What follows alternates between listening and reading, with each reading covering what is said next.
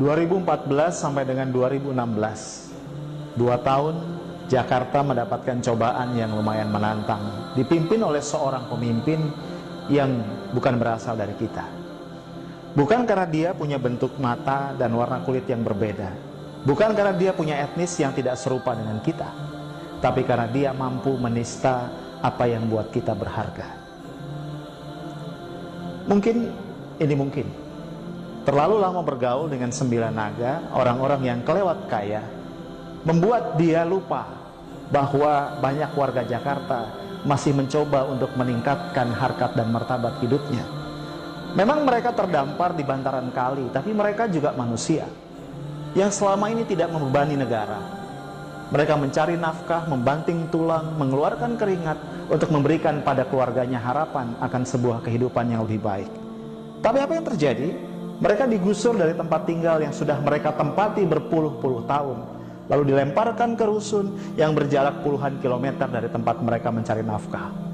Sudah kita bisa duga dampaknya. Mereka tidak mampu membayar sewa yang kelewat mahal, dan akhirnya mereka kembali terlunta-lunta di tanah ibu kota.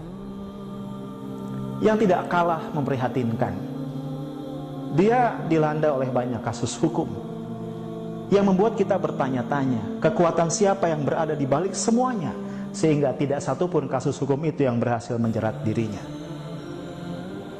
Cerita tidak berhenti sampai di sini.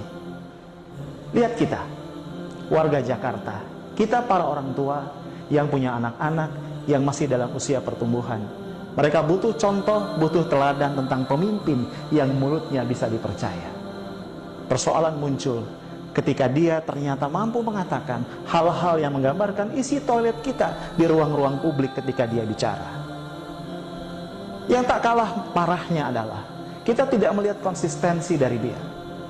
Dulu dia bisa mengkritik pendahulunya. Dia mengatakan seorang petahana mestinya cuti ketika masuk masa kampanye agar tidak menyalahgunakan kekuasaan, tidak menggunakan aset negara untuk kepentingan kampanye politiknya. Tapi yang terjadi ketika aturan itu mengenai dirinya, dia menggugat, dia minta agar Mahkamah Konstitusi melakukan judicial review atas aturan itu. Dia ingin agar dia bebas melakukan kampanye ketika dia masih menjabat sebagai pemimpin ibu kota. Yang juga tidak bisa dilupakan, dengan luar biasa dia mencaci partai-partai politik, mengatakan mereka mencuri suara rakyat, dan kemudian dengan gegap gempita membangun sebuah barisan sukarela untuk mendukung dirinya maju lewat jalur independen dalam pemilihan pemilu kada berikutnya. Tapi apa yang terjadi? Ketika beberapa partai mulai menyatakan dukungan kepadanya, dengan mudahnya dia mengatakan, ya sudahlah, saya maju lewat jalur partai politik saja. Pemimpin seperti apa yang konsistensi ucapannya tidak bisa kita pegang? Pemimpin seperti apa yang bisa mengubah pandangannya dalam waktu singkat tentang hal-hal yang sangat mendasar? Yang lebih menyakitkan, dia bisa mengeluarkan kata-kata yang menistakan agama yang bukan agamanya. Bayangkan, dia mengatakan salah satu ayat dari Al-Quran, kitab suci umat Islam yang merupakan 85% lebih warga Jakarta, digunakan untuk membodohi mereka. Ini bukan persoalan sara. Sekali lagi, ini bukan persoalan sara. Ini persoalan mulut seorang pemimpin yang tidak ditakar dampaknya. Dengan kata lain, ini persoalan inkompetensi dari dia yang tidak tahu apa yang pantas dan tidak pantas dikatakan oleh seorang pemimpin ibu kota.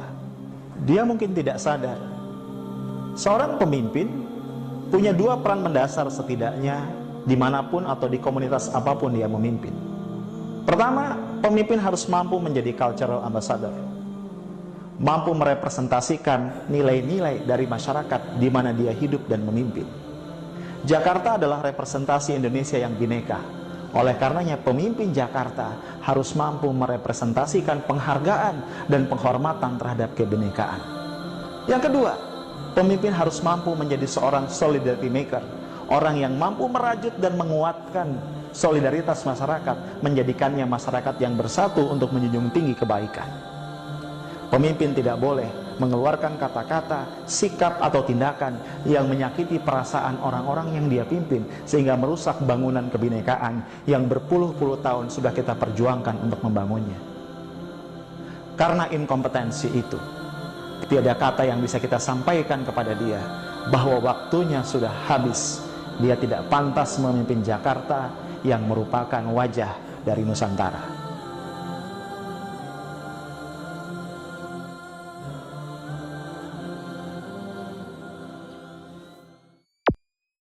Anda juga bisa mengunjungi Facebook kami di facebook.com/amanahinsanmadani atau bisa tonton kami di youtube.com/sahabatyamima dan follow Twitter kami di twitter.com/@sahabat_yamima.